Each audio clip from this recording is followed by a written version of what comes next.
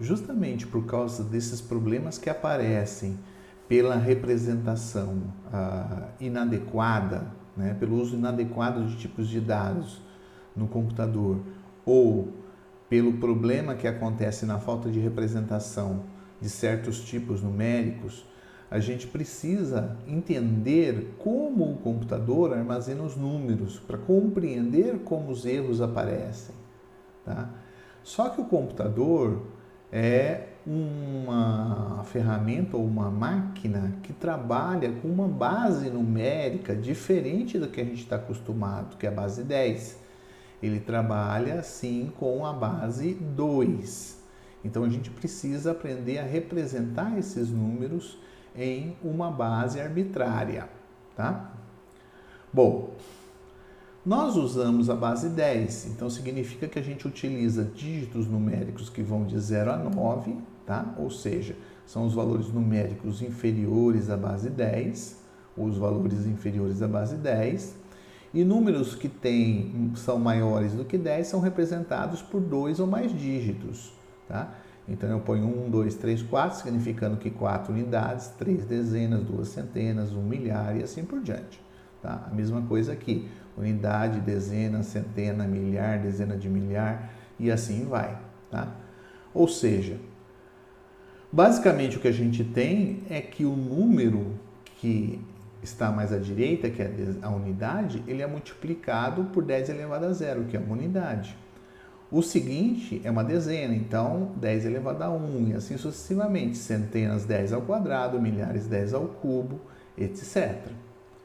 Por isso, se você for pensar em um número natural na base 10, de forma geral, ele é representado por uma série de dígitos, tá? Então, o dígito 0, dígito 1, dígito 2, dígito n-2, n-1 até dígito n, onde cada um desses dígitos é um valor de 0 a 9, não pode ser nada fora disso, tá? E essa representação deste número significa que eu tenho o dígito 0 multiplicado por 10 elevado a 0, mais o dígito 1 multiplicado por 10 elevado a 1, assim por diante, o dígito n-1, 10 elevado a n-1, mais o dígito n vezes 10 elevado a n. Usando a notação de somatório, que é uma notação bem mais simples de se escrever, está dizendo que eu estou somando a multiplicação do dígito i vezes 10 elevado a i, quando o meu i varia de 0 até n, que é exatamente o que eu tenho aqui. Ó. Cada uma dessas parcelas é justamente um fator para um determinado i. Baseado nessa representação, a gente pode então tentar estender a representação de um número natural em qualquer base. Basta que a minha base seja maior do que 1. Por que ela precisa ser maior do que 1?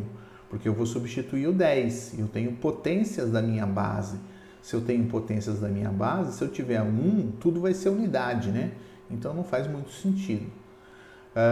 Então eu vou considerar uma base maior do que 1 e eu vou indicar o número como sendo uma série de n mais 1 dígitos e vou representar dentro de parênteses aqui a minha base respectiva, porque se eu não estou mais usando a base 10, eu tenho que saber qual é a base que esse número representa. Onde cada um dos meus dígitos é um valor que está entre 0, 1, 2 até a base menos 1. Ou seja, ele não pode ultrapassar o valor da base. E a representação do número obedece, então, a essa equação. Ou seja, esse número aqui significa que eu estou fazendo uma soma de cada dígito multiplicado pela sua respectiva potência. D0 vezes base elevada a 0, mais D1 vezes base elevada a 1, mais Dn menos 1 vezes base menos 1, mais Dn vezes base elevada a n. Ou seja, a somatória do i variando de 0 a n de Di base elevada a i. Simplesmente eu troquei aqui o meu 10 pela minha base nova, tá? A gente ainda tem que descobrir como calcula esses dígitos, ou como encontra esses dígitos. Mas a gente já sabe como a representação funciona. Então, por exemplo, eu tenho aqui uma situação, tenho o número 1, 2, 3 na base 10, significa 3 vezes 10 elevado a 0, mais 2 vezes 10 elevado a 1, mais 1 vezes 10 ao quadrado. Fazendo essa soma dá 123. Por outro lado, esse número 1, 2, 3 na base 5 significa 3 vezes 5 elevado a 0, mais 2 vezes 5 elevado a 1, mais 1 vezes 5 ao quadrado. Fazendo aqui a soma, eu tenho 3 mais 10 mais 25, dá 38. Então, agora eu tenho o valor dele na base 10. Então, você vê que essa expressão aqui, na verdade, é uma forma de converter de uma base qualquer para a base 10. Por que para a base 10? Porque nós fazemos contas na base 10. Se você fizesse essa conta na base 2, seria convertido para a base 2, tá? Mas como nós fazemos conta na base 10, esse processo converte então para um número na base 10. Observe que eu não indiquei aqui a minha base, né? A base 10. A gente vai adotar uma notação de que se a base não está indicada, então ele corresponde à base 10. Por isso que quando vocês forem escrever números em outras bases, você sempre tem que colocar a base que corresponde. Senão vai ser a base 10. E você observa que a mesma representação, o mesmo conjunto de dígitos, ele pode ser usado em diversas outras bases.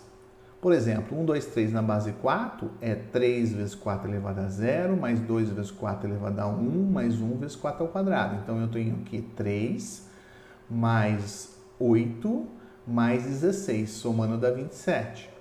Então, você vê que essas três representações desse número são valores diferentes, não são os mesmos valores. E qual seria o valor, então, de 1, 2, 3 na base 3? Tá? Seria 3 vezes 3 elevado a 0, mais 2 vezes 3 elevado a 1, mais 1 vezes 3 ao quadrado? Não, porque esse número aqui, ele não está consistente com a nossa definição. Observe que este valor aqui, ó, é igual à minha base. E eu só posso usar dígitos inferiores a isso. Ou seja, eu só poderia usar 0, 1, 2 aqui na representação desse número. Ok? Aqui nós temos outro exemplo, 1, 0, 1. Embora seja um número que utiliza apenas os dígitos binários da base 2, tá? Eles também são números da base 3. Então, tem um valor correspondente, que é 1 vezes 3 elevado a 0, mais 0 vezes 3 elevado a 1, mais 1 vezes 3 ao quadrado. Então, dá 9, mais 0, mais 1, dá 10. Agora, 1, 0, 1 na base 2 é 1 vezes 2 elevado a 0, mais 0 vezes 2 elevado a 1, mais 1 vezes 2 ao quadrado. Então, dá 1 mais 0 mais 4, dá 5. Tá?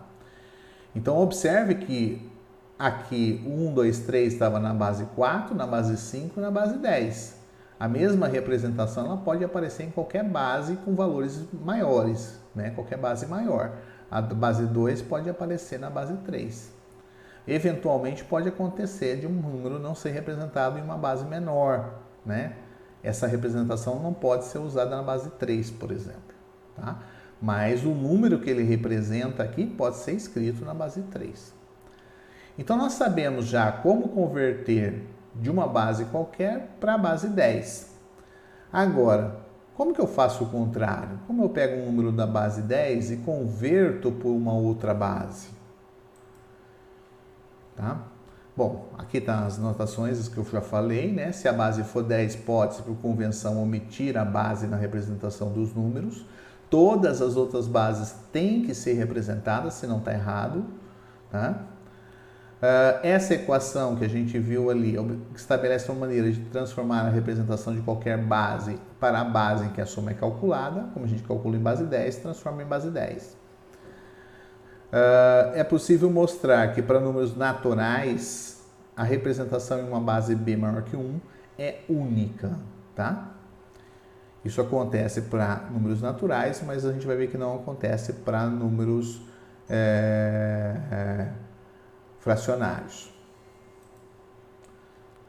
Bom, como que nós vamos obter a representação em outra base? Para obter a representação em outra base, nós vamos partir da definição do número naquela base. Então, eu tenho um número x numa base b, ela vai ser representada dessa forma, com os dígitos de 0 a b menos 1, significando que eu tenho exatamente essa soma do produto de cada dígito pela sua respectiva potência da sua base. O que eu vou fazer agora aqui é pegar esse x e dividir pela base. Esse valor que eu não conheço os dígitos, eu vou dividir pela base. Quando eu divido pela base, cada potência dessa aqui cai em uma unidade. Cai em uma unidade. Essa aqui não tem, né? Então fica D0 dividido por B. Ora, essa representação aqui, ou esse pedaço que eu tenho, lembra que os meus Ds são números inteiros. As minhas potências da base também são números inteiros. Então essa parte aqui é um número inteiro dessa divisão. Esta outra parte aqui é a parte fracionária, porque o D0 é menor do que o B, então isso aqui é menor do que 1. Significa que se eu fizer a divisão do x por B, esse resultado que está aqui é o meu quociente e o D0 que aparece aqui é o resto. Olha que legal, então eu já consegui aqui determinar o dígito 0 tomando o resto da divisão de x por B. Para obter os demais dígitos, eu vou agora tomar esse novo número e repetir o processo. Então, olha só, eu já tenho ali que o D0 está entre 0 e B, então isso aqui está entre 0 e 1, é a parte fracionária. O meu Q é o quociente que sobrou. Então, você tem que x é igual a Q vezes B mais D0. Tá? Eu posso agora repetir a divisão do Q por B. Então, eu pegando o valor do Q e dividindo por B, eu vou ter a mesma situação. Essa parte aqui é a parte inteira e esse pedaço aqui é a parte fracionária. Então, isso aqui novamente vai ser o resto da divisão inteira. Tá? O mesmo processo, ou seja, eu tenho Q igual a RB mais DI, ou seja, eu tenho que D1 é o resto da divisão inteira. E assim sucessivamente. A cada vez que eu vou fazendo a divisão, eu vou tomando os restos e pegando o quociente. No final, eu vou ter exatamente a minha representação do número em ordem inversa. Vamos ver alguns exemplos. Represente o número 25 na base 7, 5 e na base 2. Então, para representar ele em 3 bases diferentes. Como que eu vou fazer? Vou fazer o processo de divisão inteira. Então, vou pegar o valor que eu quero representar, que é o 25, e vou dividir pelo valor da base que eu estou utilizando. Então, 25 dividido por 7 dá 3, 3 vezes 7 é 21, sobra 4. Esse resto que sobrou aqui é sempre menor do que a minha base, que eu dividi. Então, consequentemente, esse cara aqui é o D0, é o primeiro elemento. O quociente foi 3. Então, 3 dividido por 7, como ele é menor, vai dar 0 e sobra resto 3. Esse é o meu dígito seguinte. Então, eu tenho que o 25, ele é representado por 3, 4 na base 7. De fato, se você pega 4 vezes 7 elevado a 0 mais 3 vezes 7 elevado a 1, dá 25. Tá? Vamos representar agora na base 5. Bom, na base 5, 25 dividido por 5 dá 5, sobra resto 0. Esse é o dígito 0, o dígito da unidade. Pega o quociente, divido por 5 de novo, dá 1, sobra resto 0. Esse é o segundo dígito da dezena. Tenho 1, divido por 5, dá 0, sobra resto 1. Portanto, 25 é igual a 1, 0, 0 na base 5. De fato, 1 vezes 5 ao quadrado, mais 0 vezes 5 elevado a 1, mais 0 vezes 5 elevado a 0, dá 25. Agora, finalmente, vamos representar o 25 na base 2. Então, pego o 25, divido por 2, dá 12, sobra 1, esse é o primeiro dígito. Pego 12, divido por 2, dá 6, sobra resto 0, é o segundo dígito. 6 por 2 dá 3, dígito 0, sobra 0, é o terceiro dígito.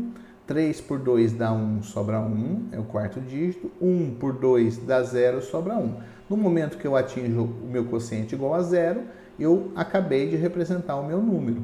Observe que a gente escreve sempre em ordem contrária, né? Então, a gente escreve nesse sentido aqui, tá? Então, o meu número aqui vai ser 25, vai ser 11001, base 2. Você vê como é fundamental a gente escrever corretamente, né? Porque se você escreve 25 igual a 11001, você está dizendo que 25 é igual a 11.001, que é um absurdo, tá?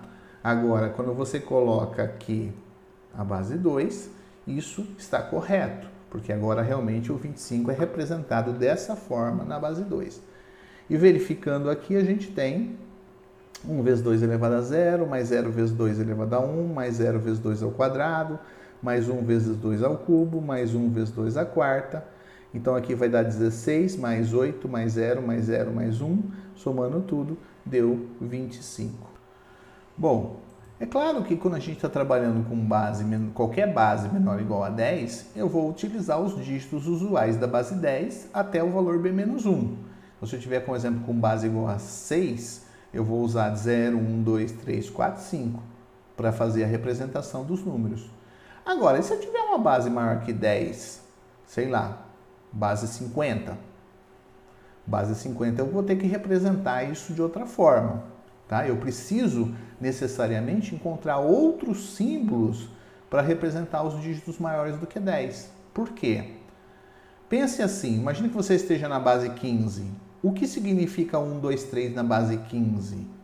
Significa que é 1 vezes 15 ao quadrado, né? 3 vezes 15 elevado a 0, 2 vezes 15 elevado a 1, 1 vezes 15 ao quadrado, que somando tudo dá 258.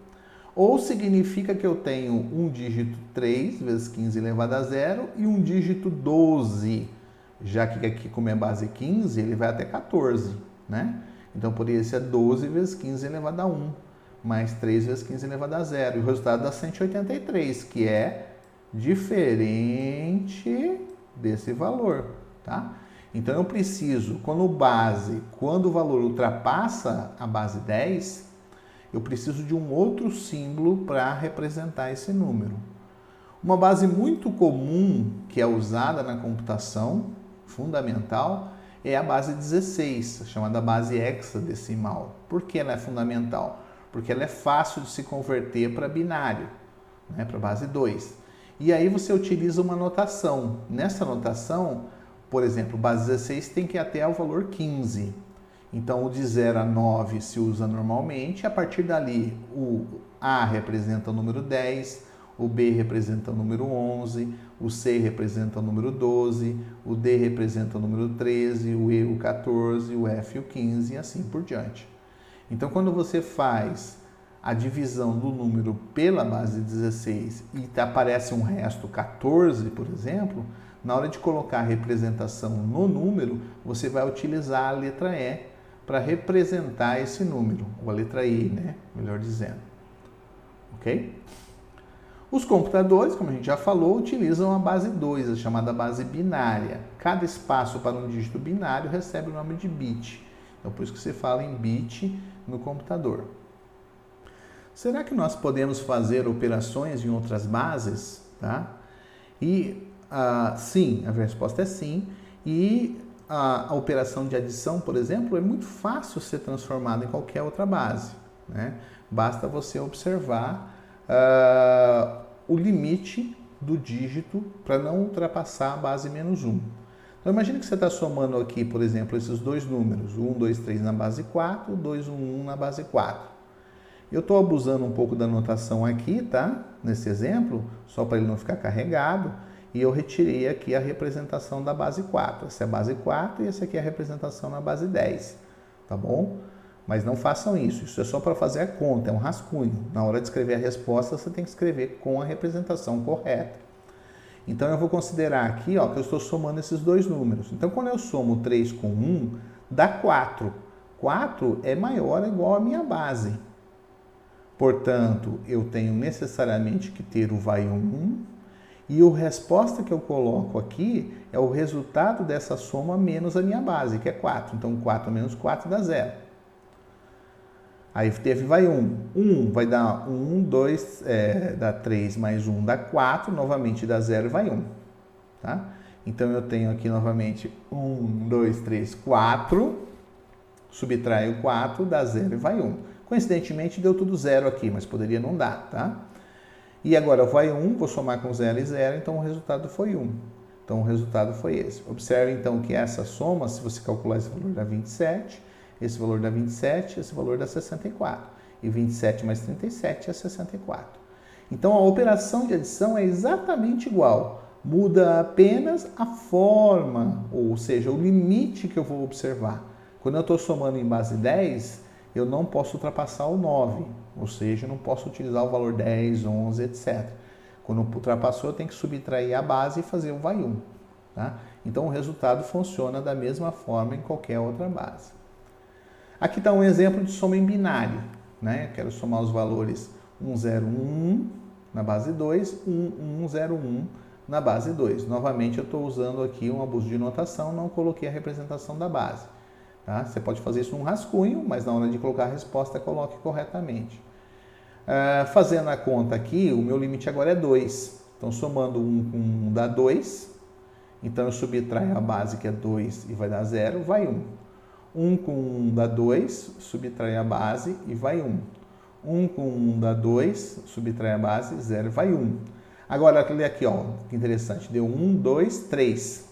Subtrai a base, que é 2, sobrou 1 e foi 1. Tá? Aqui dá 1 mais 0, deu 1. Portanto, a soma desses dois números corresponde a isso em binário. E, de fato, se a gente vê em decimal, isso aqui corresponde ao número 11, isso aqui corresponde ao número 13, e a soma de 11 com 13 dá 24, que é exatamente a representação que a gente encontrou aqui. Então, nós podemos tranquilamente fazer operações de adição em qualquer base que for desejada.